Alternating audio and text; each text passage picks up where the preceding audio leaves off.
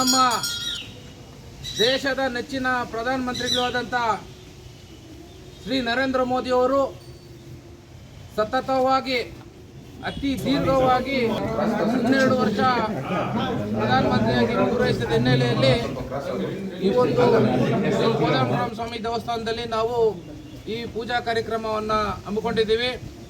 ಈ ಒಂದು ಕಾರ್ಯಕ್ರಮದಲ್ಲಿ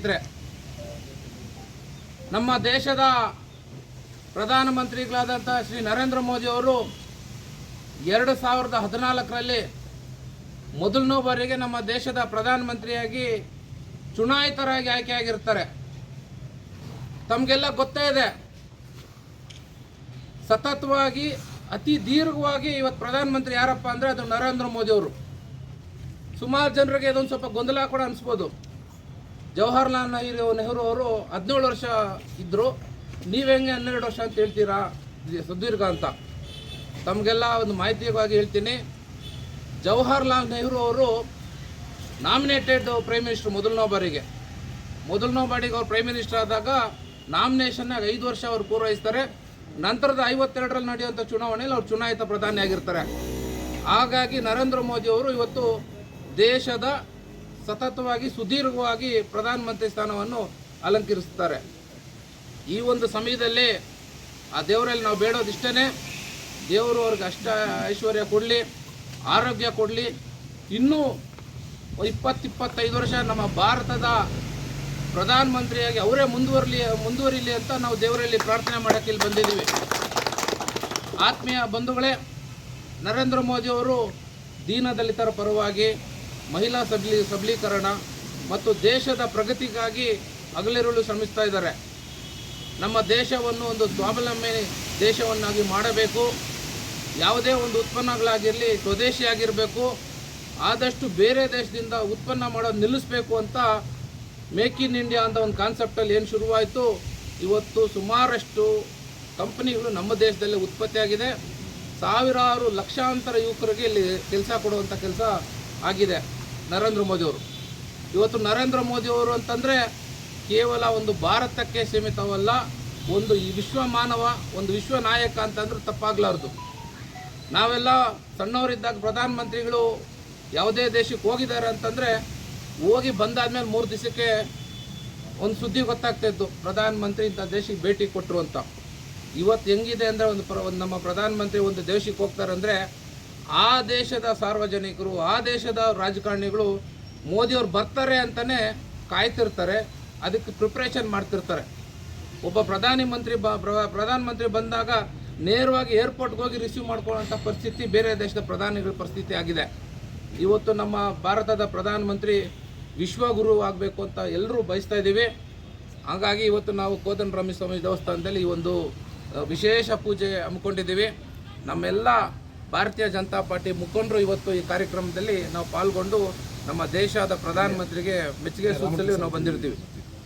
ಇನ್ನೊಂದು ಸಣ್ಣ ವಿಚಾರ ನಾನು ನಿಮಗೆ ಹೇಳೋಕ್ಕೆ ಬಯಸ್ತೀನಿ.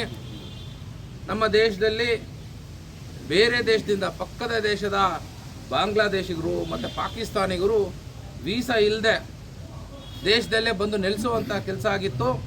ಅದಕ್ಕೆ ಇವಾಗ ನಮ್ಮ ದೇಶದಲ್ಲಿ SIR ಅಂತೇನು ಇವತ್ತು ಘೋಷಣೆ ಆಗಿದೆ. ಇದೇ ತಿಂಗಳು 29ರಿಂದ ಮನೆಗೂ ಕೂಡ BLOಗಳು ಭೇಟಿ ಕೊಡ್ತಿದ್ದಾರೆ. SIR ಅಂತಂದರೆ ನಮ್ಮ ಮುಖಂಡರಿಗೆಲ್ಲ ಗೊತ್ತಿದೆ, ಪತ್ರಕರ್ತರಿಗೂ ಗೊತ್ತಿದೆ. ಆದರೂ ಕೂಡ 2 ನಿಮಿಷದಲ್ಲಿ ಅದನ್ನು ನಾನು ಹೇಳ್ತೀನಿ. ಏನು 2002ರಲ್ಲಿ ಮತದಾರರ ಪಟ್ಟಿ ನಮ್ಮ ಹೆಸರಾಗಿರಲಿ ಇಲ್ಲ ನಮ್ಮ ಫ್ಯಾಮಿಲಿ ಹೆಸರಾಗಿದ್ದರು, 2025ರಲ್ಲಿರೋ ಪಟ್ಟಿ ಮ್ಯಾಚ್ ಆದರೆ ಆಟೋಮೆಟಿಕ್ಕಾಗಿ ಅದು ಮ್ಯಾಪಿಂಗ್ ಆಗುತ್ತೆ. 2025ರಲ್ಲಿ ನಮ್ಮ ಹೆಸರಿದ್ದು ನಾವು 2002ರಲ್ಲಿ ನಮ್ಮ ಹೆಸರು ಇಲ್ಲ ಅಂತಂದರೆ ನಾವು ಒಂದು ಪ್ರೂಫ್ ಕೊಡಬೇಕಾಗತ್ತೆ ಯಾವ ಮತದಾರರ ಪಟ್ಟಿನಲ್ಲಿ ನಮ್ಮ ಹೆಸರಿತ್ತು. ಫಾರ್ ಎಕ್ಸಾಂಪಲ್, ನಾನು 2002ರಲ್ಲಿ ಬೆಂಗಳೂರು ಗ್ರಾಮದಲ್ಲಿದ್ದೆ, ಈಗ ನಾನು ದೇಶಹಳ್ಳಿನಲ್ಲಿದ್ದೀನಿ. ಸೊ ನಾನು ವೋಟರ್ ಲಿಸ್ಟ್ 2025 ಇಲ್ಲಿಗೆ ಬಂದಾಗ ಸೊ 25 ದೇಶಹಳ್ಳಿ ಬೂತಲ್ಲಿ ನನ್ನ ಹೆಸರಿದೆ. ಆದರೆ 2002ರಲ್ಲಿ ದೇಶಹಳ್ಳಿ ಬೂತಲ್ಲಿ ನನ್ನ ಹೆಸರು ಇರಲಿಲ್ಲ. ನಾನು ಬೆಂಗಳೂರಲ್ಲಿರುವಂಥ ಒಂದು ಮತದಾರರ ಪಟ್ಟಿಯ BLO ಕಡೆಯಿಂದ ಬರ್ಸ್ಕೊಂಡು ಕೊಟ್ಟರೆ ಇಲ್ಲಿ ಮ್ಯಾಪಿಂಗ್ ಆಗುತ್ತೆ. ಸುಮಾರು ಜನರಿಗೆ ಇನ್ನೂ ಒಂದು ಪ್ರಶ್ನೆ ಇದೆ. 2022ಕ್ಕೆ ನಾನು ಮತದಾರನೇ ಇಲ್ಲ, ನನಗೆ 18 ವರ್ಷ ತುಂಬಲಿಲ್ಲ ಅಂತಂದರೆ ಅವ್ರ ತಂದೆ ತಾಯಿ, ಅವ್ರ ಅಪ್ಪ ಅಮ್ಮ, ಅವ್ರ ಅತ್ತೆ ಮಾವ, ಅವ್ರ ಸಂಬಂಧಿಕರದ್ದು ಯಾರದೇ ಆಗಿರಲಿ BLO ಕಡೆಯಿಂದ ಬರ್ಸ್ಕೊಂಡು ಬಂದು ಕೊಟ್ಟರೆ ಖಂಡಿತವಾಗ್ಲೂ ಅದನ್ನು ಸೇರಿಸ್ತಾರೆ. ಪ್ರತಿಯೊಂದು ಓಟು ಕೂಡ ಈಗ ಇಂಪಾರ್ಟೆಂಟೇ.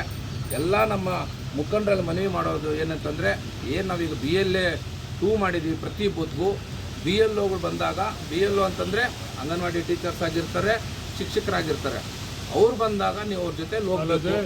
ನಮ್ಮ ವೋಟರ್ ಲಿಸ್ಟಲ್ಲಿ ನಮ್ಮ ಯಾರದೇ ಮುಖಂಡರು ಹೆಸರು ಕೈ ಬಿಡದೆ ನೋಡ್ಕೋಬೇಕು.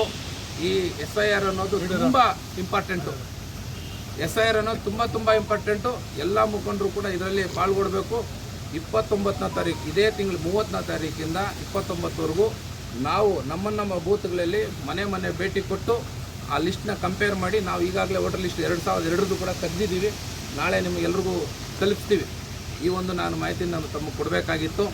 ಇವತ್ತು ಇಷ್ಟೊಂದು ಸಂಖ್ಯೆಯಲ್ಲಿ ನಮ್ಮ ಮುಖಂಡರು ಬೆಳಗ್ಗೆನೇ ಬಂದು ಕೋಳರಾಮಸ್ವಾಮಿ ದೇವಸ್ಥಾನದಲ್ಲಿ ವಿಶೇಷ ಪೂಜೆ ಸಲ್ಲಿಸಿ ನರೇಂದ್ರ ಮೋದಿ ಅವರಿಗೆ ನಮ್ಮ ಬೆಂಬಲವನ್ನು ಸೂಚಿಸಿದ್ದೀವಿ. ಎಲ್ರಿಗೂ ಧನ್ಯವಾದಗಳನ್ನ ಅರ್ಪಿಸಿ ನನ್ನ ಮಾತು ಮುಗಿಸ್ತಾ ಇದ್ದೀನಿ.